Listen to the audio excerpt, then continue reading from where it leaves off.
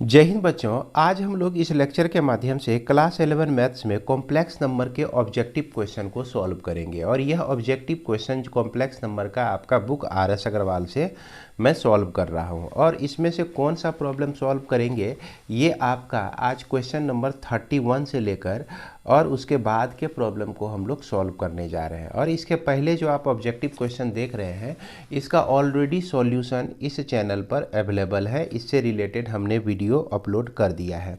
बच्चों, अगर आप कॉम्प्लेक्स नंबर को RS अग्रवाल से शुरू से अंत तक बनाना चाहते हैं तो इसके हर एक एक्सरसाइज को ठीक तरह से बनाना चाहते हैं तो हमारे चैनल पर इस कॉम्प्लेक्स नंबर का पूरा लेक्चर जो है अवेलेबल है। ये आप देख सकते हैं, यही आपका कॉम्प्लेक्स नंबर है। कॉम्प्लेक्स नंबर का पूरा लेक्चर अवेलेबल है, प्लेलिस्ट इसका ऑलरेडी बना हुआ है। आप जाइए और कॉम्प्लेक्स नंबर को घर बैठे सॉल्व कर सकते हैं, पढ़ सकते हैं। तो आज जो हमारा टारगेट है यह क्वेश्चन नंबर 31 से लेकर उसके बाद के प्रॉब्लम का। तो इसमें से हमको क्या क्या जानकारी होना चाहिए जो हम लोग इस क्वेश्चन नंबर 31 से लेकर क्वेश्चन नंबर 40 तक के प्रॉब्लम को आसानी से बना सकें। तो इसमें आपको जानकारी होना चाहिए क्या कि किसी भी कॉम्प्लेक्स नंबर को हम लोग रिप्रेजेंट करते हैं, कोई भी कॉम्प्लेक्स नंबर है तो रिप्रेजेंट करते हैं x + i y से, या नहीं तो a + i b से हम लोग रिप्रेजेंट करते हैं कॉम्प्लेक्स नंबर को। ये आपका रियल पार्ट होता है, ये आपका इमेजिनरी पार्ट, ये आपका रियल पार्ट और ये आपका इमेजिनरी पार्ट होता है। और इसमें आपको दूसरा बात ये जानने की ज़रूरत है कि हम लोग पोलर फॉर्म में किस तरह से लिखते हैं किसी भी कॉम्प्लेक्स नंबर को। तो पोलर फॉर्म में लिखने के लिए मान लीजिए कि z = x + i y जो है कोई कॉम्प्लेक्स नंबर दिया हुआ है, तो सबसे पहले ये डिसाइड कीजिए कि यह आपका किस क्वाड्रेंट में है ना। यह आपका किस क्वाड्रेंट में है, तो ये आपका या तो फर्स्ट क्वाड्रेंट में होगा या सेकेंड क्वाड्रेंट में या तो थर्ड क्वाड्रेंट में या तो आपका यह फोर्थ क्वाड्रेंट में। तो सर फर्स्ट क्वाड्रेंट में क्या होता है कि अगर पहला भी प्लस हो दूसरा भी प्लस हो, कहने का मतलब कि यहाँ x भी प्लस में हो y भी प्लस में हो, तो यह फर्स्ट क्वाड्रेंट में हो जाएगा। सेकेंड क्वाड्रेंट में होने के लिए प्लस माइनस चाहिए, थर्ड क्वाड्रेंट में होने के लिए माइनस माइनस होना चाहिए और फोर्थ क्वाड्रेंट में होने के लिए इसको प्लस और माइनस चाहिए। जैसे मान लिया जाए कि कोई एग्जांपल में आपको -3 - 2i दिया गया है, ये कॉम्प्लेक्स नंबर, और इसको आपको कह रहा है कि पोलर फॉर्म में कन्वर्ट कीजिए। तो हम देख रहे हैं कि x का वैल्यू -3 है और y का वैल्यू जो है -2 है। तो अब आप बताइए कि किस क्वाड्रेंट में है। दोनों माइनस किस में होता है आपका, तो दोनों माइनस होता है आपका किस में, थर्ड क्वाड्रेंट में। तो ये आपका थर्ड क्वाड्रेंट में चला गया। अब इसको कॉम्प्लेक्स नंबर को हम पोलर फॉर्म में लिखने के लिए क्या लिखते हैं, r cos theta + r × r sin theta लिखते हैं। यानी कि r कॉमन ले लीजिए, cos theta + i sin theta लिखते हैं। और यहाँ पर स्पष्ट है कि x के लिए हमने लिखा है क्या, r cos थीटा को लिया है और y के लिए जो है r sin थीटा को हमने लिया है। यहाँ पर अगर स्क्वायरिंग एंड एडिंग कर देते हैं, आप स्क्वायरिंग एंड एडिंग कर देते हैं, इसको ऐड भी कर देते हैं, तो क्या होता है कि x² + y² होता है आपका। यहाँ पर r² cos² थीटा होता है, अब फिर यहाँ पर r² sin² थीटा होता है। देख रहे हैं, इसमें जैसे r² कॉमन ले लीजिएगा तो cos² थीटा + sin² थीटा हो जाएगा और इसका वैल्यू जो होता है आपका 1 होता है। इसलिए यह r² = x² + y² हो जाएगा। इसलिए r बराबर जो है √x² + y² हो जाएगा। अब इस r को हम लोग क्या कहते हैं, इस r को हम लोग कहते हैं modulus of z। Modulus of z को जो है r को हम लोग क्या कहते हैं, मॉडुलस ऑफ z कहते हैं, जिसको हम लोग x² + y² इस तरह से रिप्रेजेंट कर सकते हैं। तो यहाँ पर r का वैल्यू आप निकाल के रख दीजिएगा, है ना। जो भी r का वैल्यू निकलेगा उसको आप यहाँ पर रख दीजिएगा। तो यहाँ पर हमारा r निकल गया। अब थीटा का वैल्यू हमको निकालना है, तो थीटा का वैल्यू निकालने के लिए हम लोग को पहले अल्फ़ा का वैल्यू निकालना पड़ेगा। tan अल्फ़ा = y/x लिख सकते हैं और ये मॉड में लिख सकते हैं। उसके बाद जो है यहाँ पर अल्फ़ा जो है आपका क्या हो जाएगा, टेन इन्वर्स, यह मॉड में रखना है, tan inverse y by x हो जाएगा। यानी कि यहाँ पर आपका माइनस में दिया रहे कुछ भी, जैसे यहाँ पर -3 दिया रहे, -2 दिया रहे, या कोई एक माइनस दिया रहे, कोई एक प्लस दिया रहे, तो उस प्लस माइनस को नेग्लेक्ट करके सीधा आपको यहाँ पर प्लस में निकालना है। तो प्लस में आप अल्फ़ा निकाल लीजिएगा, उसके बाद आप क्वाड्रेंट में चले जाइएगा, और यहाँ अगर यह आपका कॉम्प्लेक्स नंबर फर्स्ट क्वाड्रेंट में होगा तो थीटा इक्वल टू आपका अल्फ़ा ही हो जाएगा। थीटा इक्वल टू क्या हो जाएगा? अल्फ़ा ही हो जाएगा। यह थीटा जो है आप देख रहे हैं ना, थीटा इक्वल टू अल्फ़ा हो जाएगा।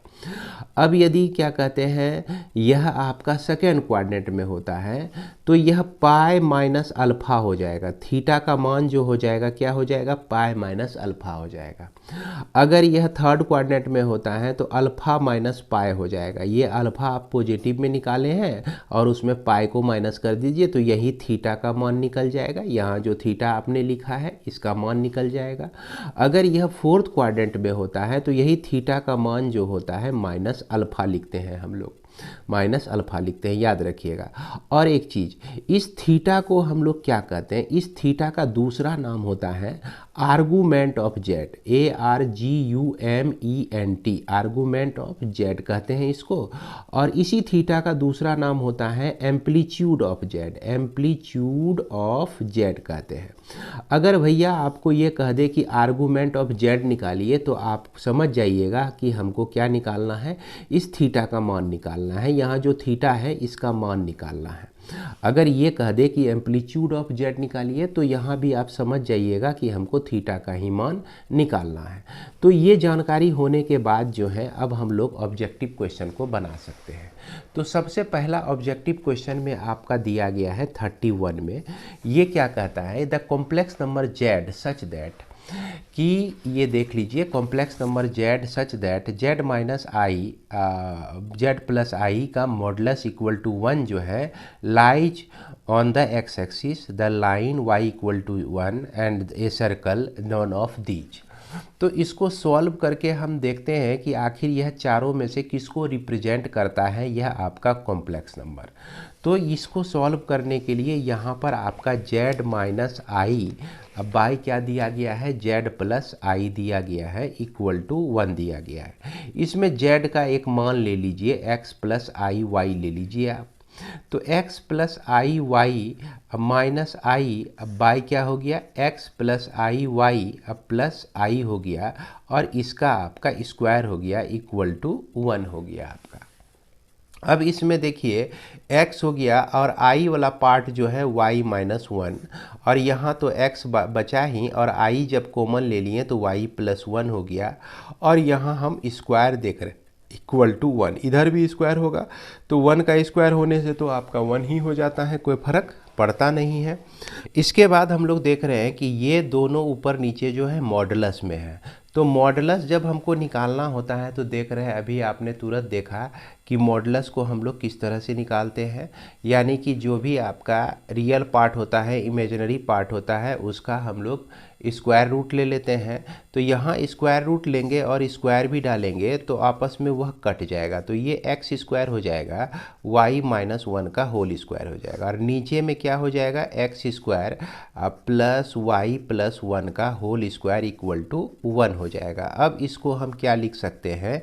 एक्स स्क्वायर वाई माइनस 1 का whole square equal to x square plus y plus 1 का होल स्क्वायर लिख सकते हैं। दोनों साइड एक्स स्क्वायर कैंसिल हो गया।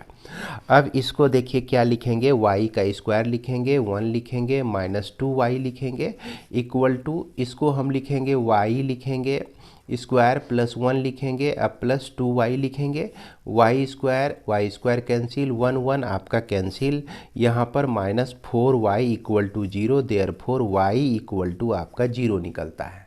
तो y इक्वल टू 0 जो है किसको रिप्रेजेंट करता है भैया? x एक्सिस को रिप्रेजेंट करता है। तो हम देख लेंगे कि x एक्सिस हमारा कहाँ पर मिल रहा है। तो यहाँ पर हम देख रहे हैं पहला ऑप्शन जो है इसका क्या है? x एक्सिस है, तो यही आपका करेक्ट आंसर हो जाएगा। अब इसके बाद हम लोग देखते हैं क्वेश्चन नंबर 32। ये क्या कह रहा है, the complex number z such that z minus 5i by z plus 5i equal to 1 lies on. Same इसी तरह का प्रॉब्लम यह भी है, तो जिस तरह से इसको बनाए हैं उसी तरह इसको भी हम लोग बनाएंगे। तो देखिए क्या करते हैं कि सबसे पहला काम कर लेते हैं हम लोग कि इसमें z को कुछ ले लेते हैं, जैसे x प्लस आई वाई हमने ले लिया, तो यहाँ क्या लिख सकेंगे, x plus i y minus 5i लिखेंगे। अब बाई क्या हो गया, x plus i y plus 5i हो गया इक्वल टू 1 हो गया। अगर इधर स्क्वायर करते हैं तो इधर भी स्क्वायर कर दीजिए। तो अब क्या हो गया कि x प्लस आई कॉमन ले लीजिए तो y माइनस 5 हो गया, और यहाँ पर x रहने दीजिए, यहाँ पर i कॉमन ले लीजिए तो y प्लस 5 हो गया। और ये आपका मॉड में है, मॉडलस आपका इसको लेना है। तो मॉडलस निकालने के लिए हम जान रहे हैं कि x प्लस आई वाई का जो मॉडलस होता है आपका क्या होता है भैया, एक्स स्क्वायर प्लस वाई का स्क्वायर होता है। तो यहाँ पर हालांकि रूट तो आएगा और स्क्वायर भी डाला हुआ है, तो रूट और स्क्वायर एक दूसरे को कैंसिल कर देगा। ये हो जाएगा x square plus y minus 5 का होल स्क्वायर, और नीचे में हमको वही चीज़ मिलेगा x square plus y plus 5 का होल स्क्वायर इक्वल टू 1 हो जाता है। अब इसको सॉल्व कीजिए, ये x square plus y minus 5 का होल स्क्वायर हो गया equal to x square plus y plus 5 का होल स्क्वायर हो गया। यहाँ एक्स स्क्वायर कैंसिल, ये आप वाई स्क्वायर लिखिए 25 लिखिए माइनस 10y लिखिए। उसके बाद यहाँ वाई स्क्वायर लिखिए 25 लिखिए माइनस 10y प्लस 10y लिखिए। ये दोनों आपका कैंसिल हो गया, बच गया क्या आपका माइनस 20y इक्वल टू 0, यानी कि y इक्वल टू 0 जो कि रिप्रेजेंट करता है आपका x एक्सिस को। तो ये चीज़ जो है 32 में आपको कहाँ मिलेगा देखने को, ऑप्शन नंबर ए जो है इसका करेक्ट आंसर हो जाएगा। इसके बाद हमारा क्वेश्चन नंबर 33 देखते हैं। तो 33 में देखिए सेम उसी तरह का प्रॉब्लम है। क्या कहता है कि the complex number z such that z minus 2 by z plus 2 equal to 2 lies on. तो z minus 2 by z plus 2 जो है इक्वल टू आपका 2 दिया गया है, यह किस में लाइज करता है। तो यहाँ भी हम लोग क्या करते हैं कि z को ले लेते हैं x प्लस आई वाई ले लेते हैं। तो ये x प्लस आई वाई अब माइनस 2, अब बाय क्या हो गया x प्लस आई वाई अब प्लस 2 इक्वल टू आपका हो जाता है कितना, 2 हो जाता है। अब इसको देखिए x माइनस 2 लिखेंगे और यहाँ पर आई वाई लिखेंगे, और उसके बाद ये x प्लस 2 हो जाएगा और यहाँ पर आई वाई हो जाएगा। और ये मॉड में है और इधर भी स्क्वायर कर दिए तो इधर भी स्क्वायर कर दिए हम, तो कोई फर्क नहीं पड़ता है इसमें। तो ये चूंकि मॉड में है तो x माइनस 2 का होल स्क्वायर मिलेगा और इधर y का स्क्वायर मिलेगा, और यहाँ पर x प्लस 2 का होल स्क्वायर मिल जाएगा और यहाँ पर आपका y का स्क्वायर मिल जाएगा इक्वल टू 2 2 जा आपका 4 हो जाता है।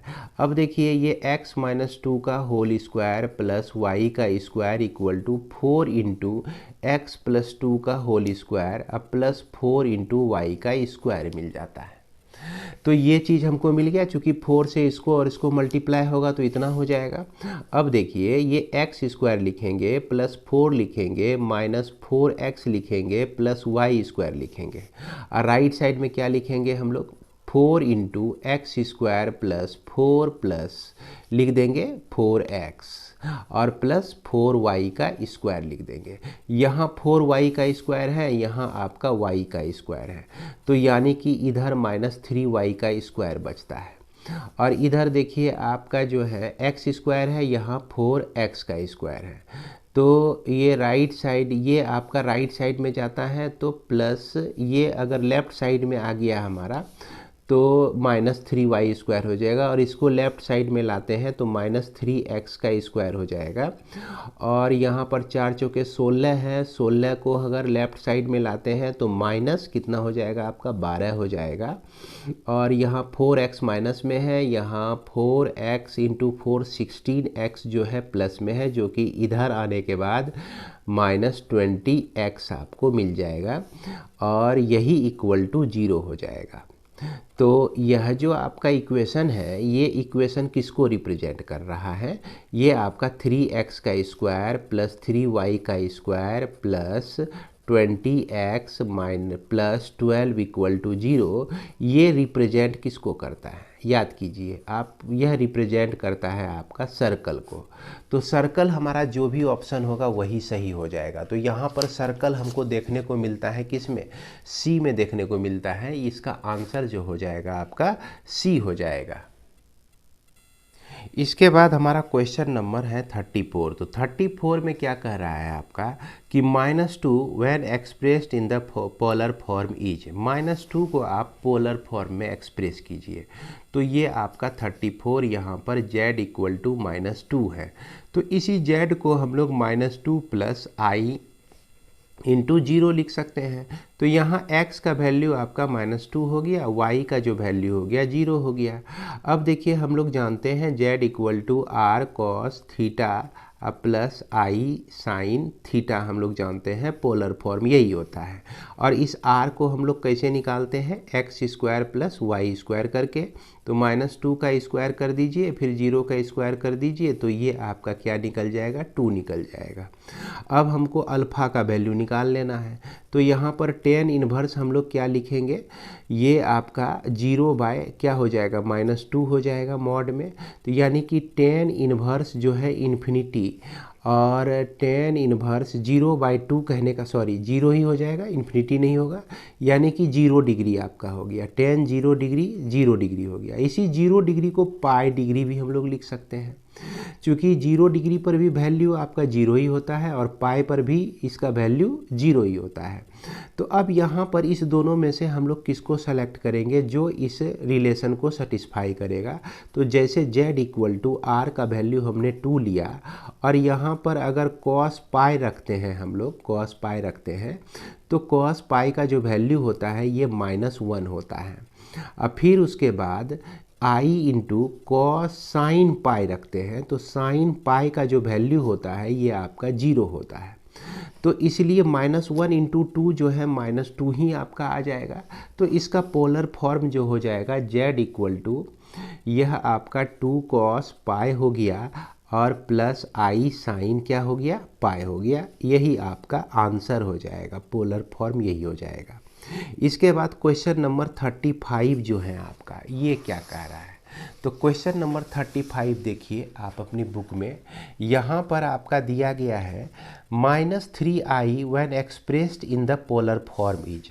तो -3i, तो -3i है आपका z इक्वल टू -3i। इसका मतलब हो गया कि z इक्वल टू 0 -3i है आपका। और इसके लिए हम लोग क्या करेंगे कि ये आपका एम्पलीट्यूड निकालेंगे, √0 का स्क्वायर प्लस -3 का स्क्वायर करके। तो ये आपका 3 ही आ जाएगा। उसके बाद थीटा, यानी पहले अल्फ़ा का वैल्यू हम लोग निकालते हैं, जो कि tan इन्वर्स क्या होता है आपका? थीटा होता है। tan इन्वर्स ये आपका y -3 क्या हो जाएगा? 0 हो जाएगा। यानी कि tan इन्वर्स जो है आपका यह इन्फिनिटी हो गया। और इन्फिनिटी होने पर क्या होता है? इन्फिनिटी π/2 पर भी इन्फिनिटी होता है, -π/2 पर भी इन्फिनिटी होता है।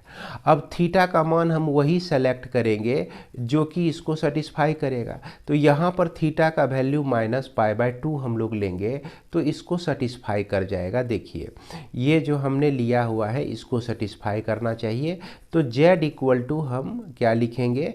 r इंटू आर का जो वैल्यू निकला हुआ है आपका 3 निकला हुआ है। उसके बाद हम cos क्या लिखेंगे? -π/2 लिख देंगे। अब प्लस आई साइन क्या लिख देंगे? -π/2 लिख देंगे। तो इस तरह से जो है वैल्यू आपका, देखिए cos π/2 पर वैल्यू इसका 0 होता है, तो 0 आ गया आपका। और साइन -π/2 पर जो है इसका वैल्यू जो होता है -1 होता है, और ये आई भी है इसके साथ। उसके बाद 3 से जब हम इसको मल्टीप्लाई करेंगे, 3 से जब हम इसको मल्टीप्लाई करते हैं तो देखिए -3i ही मिलता है। तो थीटा का वही मान लेना है जो कि इसको सेटिस्फाई करेगा। हालांकि थीटा का मान ये दो को निकाल निकलता है हमारा। तो इस तरह से हम लोग बना लेंगे। इसके बाद हमारा क्वेश्चन नंबर 36 अब देखते हैं। तो 36 में हमारा क्या दिया गया है, ये देख लीजिए। 36 है आपका। 36 में 1 + i है when expressed in the polar form. तो 36 में z = 1 + i दिया गया है। इसमें जो है x का भी वैल्यू 1 है और y का भी वैल्यू आपका 1 है ना, देख रहे हैं। और यहाँ पर इसका मॉडुलस हम लोग निकाल सकते हैं √1 का स्क्वायर + 1 का स्क्वायर, यानी कि यह आपका √2 हो जाएगा। अब इसके बाद अल्फ़ा का वैल्यू निकालिए। tan इन्वर्स आपका 1/1 होता है, यानी कि tan जो है आपका इन्वर्स tan 45 डिग्री, यानी कि π/4, और ये मॉडुलस में, तो यह आपका π/ क्या हो जाएगा, 4 ही हो जाएगा।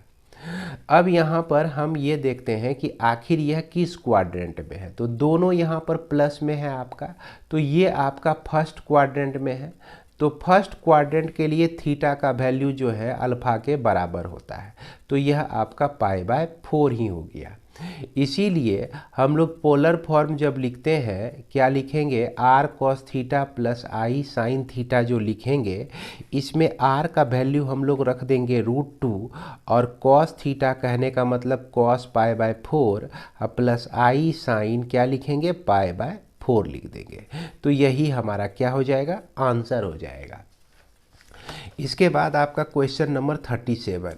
तो 37 में आप देखिए आपका जो दिया गया है z का वैल्यू, ये आपको दिया गया है कितना, -1 + i√3। तो -1 + i√3 दिया गया है। सबसे पहले हम देख रहे हैं कि x का जो साइन है आपका -1, ये माइनस है, और y का वैल्यू √3 है जो कि प्लस है। तो माइनस और प्लस जो होता है यह आपका किस क्वाड्रेंट में जाता है, सेकेंड क्वाड्रेंट में जाता है। अब यहाँ पर सबसे पहले r का वैल्यू आप निकाल लीजिए।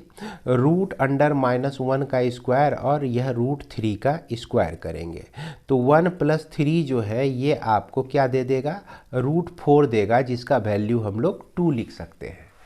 इसके बाद हमको थीटा निकालने के लिए अल्फ़ा निकालना पड़ेगा।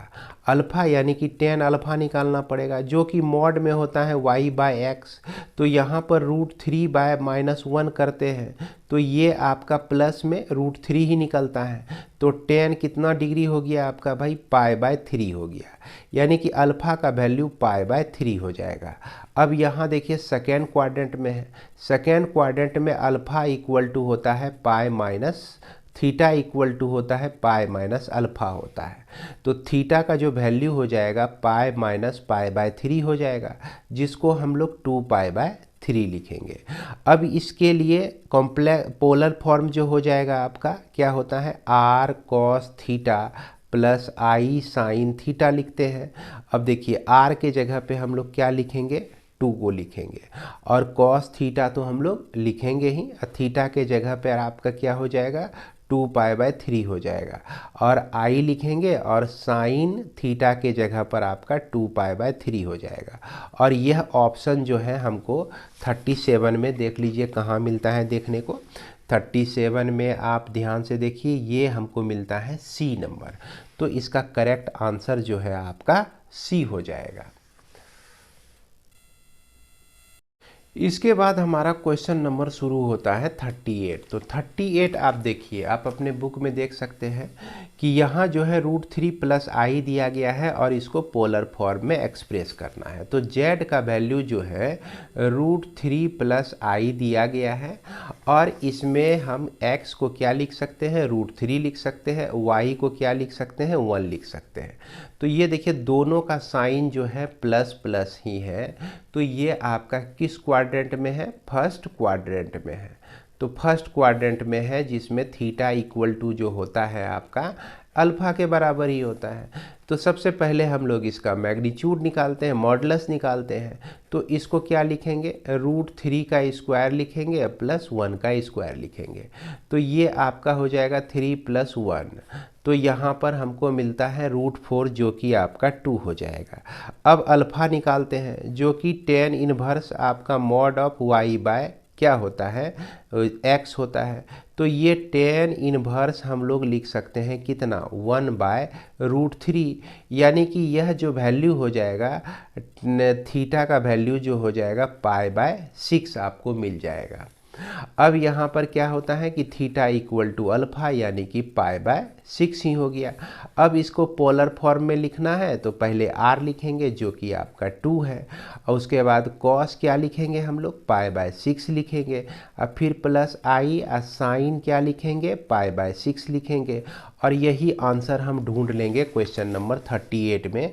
तो 38 में हमको b में मिल रहा है इसका करेक्ट आंसर, तो b इसका सही आंसर हो जाएगा।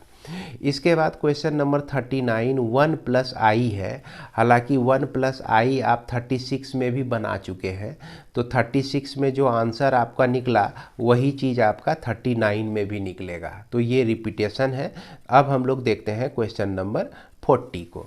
तो 40 में हमारा क्या है कि यहाँ -1 माइनस आई आपका दिया गया है, z का वैल्यू दिया गया है।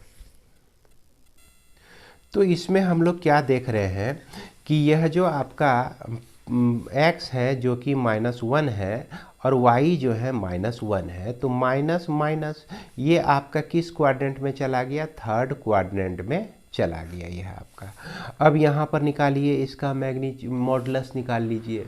तो मॉडुलस निकालने के लिए हम लोग क्या करेंगे कि यहाँ लिखते हैं √1 का स्क्वायर प्लस -1 का स्क्वायर, जो कि आपका √2 हो जाएगा। इसके बाद हम लोग क्या करते हैं, अल्फ़ा निकालते हैं, यानी कि tan अल्फ़ा निकालते हैं, जो कि आपका y/x लिखाता है मॉड में, -1/1 आपका, यानी कि यह आपका tan π/4 हो गया। फाइनली अल्फ़ा का वैल्यू जो निकला हमको π/4 मिला। अब फोर्थ क्वाड्रेंट में याद कीजिए कि थीटा इक्वल जो होता है यह अल्फ़ा माइनस पाई के बराबर होता है।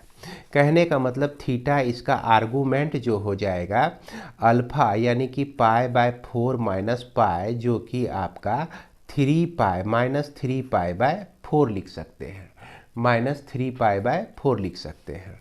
तो इसलिए यह जो आपका आंसर हो जाएगा इसका जो पोलर फॉर्म हो जाएगा, ये √2 लिखेंगे हम लोग और cos लिखेंगे, -3π/4 लिखेंगे cos के साथ, और फिर उसके बाद i के साथ जो है साइन आएगा और साइन -3π/4 हो जाएगा। तो यही हमारा आंसर हो जाएगा। और ये चीज़ जो है आपको किस ऑप्शन में देखने को मिलता है, ये ऑप्शन बी में देखने को मिलेगा आपको, तो यही हमारा करेक्ट आंसर हो जाएगा। इसके बाद जो है आपका क्वेश्चन नंबर 41, तो 41 भी कुछ इसी तरह का प्रॉब्लम है ना। तो 41 में देख लिए माइनस क्या है आपका, -1 माइनस √3i है, तो z का वैल्यू -1 माइनस √3i है। यह भी आपका माइनस माइनस जो कि थर्ड क्वाड्रेंट में आपका चला गया। थर्ड क्वाड्रेंट में थीटा का जो वैल्यू होता है अल्फ़ा माइनस पाई होता है, इसको दिमाग में सेट कीजिए। अब यहाँ पर x का वैल्यू -1 और y का वैल्यू -√3, और इसका मॉडुलस निकालना है तो हम लोग x² प्लस y² करेंगे, जो कि 1 + 3 हो जाएगा इक्वल टू √4 इक्वल टू 2 निकल जाएगा। इसके बाद अल्फ़ा यानी कि tan अल्फ़ा निकालना है, जो कि y/x होता है। यहाँ पर -√3/-1 मॉड में रहने से यह √3 ही होता है, जो कि tan आपका कितना डिग्री का वैल्यू होता है, π/3 का वैल्यू होता है, यानी कि अल्फ़ा का वैल्यू π/3 मिल गया। अब थीटा का वैल्यू निकालना है तो अल्फ़ा माइनस π/3 कर देंगे, माफ़ करेंगे π/3 माइनस क्या कर देंगे, पाई कर देंगे, जो कि आपका -2π/3 हो जाएगा। तो अब पोलर फॉर्म हमको लिखना है, तो पोलर फॉर्म में पहले क्या लिखना है आपको, r लिखना है तो 2 लिखेंगे, अब फिर cos थीटा लिखना है तो cos -2π/3 लिखेंगे, अब फिर i साइन क्या लिखेंगे, -2π/3 लिखेंगे। और यह चीज़ जो है आपको किस ऑप्शन में देखने को मिलेगा, आप 41 का देख लीजिए, ये चीज़ आपको कहाँ पे मिलता है, बी में देखने को मिलता है। तो बच्चों इसी तरह का प्रॉब्लम जो है आप लोगों का यहाँ क्वेश्चन नंबर 42, 43, 44, 45 भी है। तो ये सारे प्रॉब्लम को हम लोग नेक्स्ट वीडियो में देखेंगे। आज इस वीडियो में इतना ही, मिलते हैं हम लोग नेक्स्ट वीडियो में। जय हिंद, जय भारत।